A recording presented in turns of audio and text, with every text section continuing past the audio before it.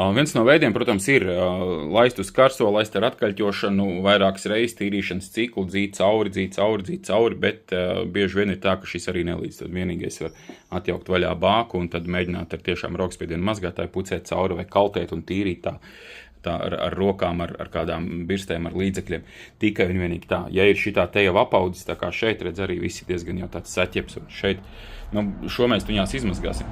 Ja tie pleķi paliek brūni uz drēbēm, tādi brūngani, tad tas ir visticamāk, ka tāpēc, ka no gultņa viņš sākus nākt smēri ārā, vai viņš ir sarūsējis, un tāpēc no viņa nāk ārā. Tur vienīgais uz darbnīcu un jaukt vaļā un jaukt gultņas ārā. Ja, tā arī var redzēt drusku jau ierūsējis, iekšā ir. Mitrums ir ticis cauri. Šeit nāk blīvslaks pa virsmu, viņš sāk izlaist cauri ūdeni pie gultņiem, un gultņi sāk rūsēt, un tāpēc viņi nobrūk. Tādiem žēl notiek, un tur arī vienīgais ir, raut visu vaļā un fiziski mainīt.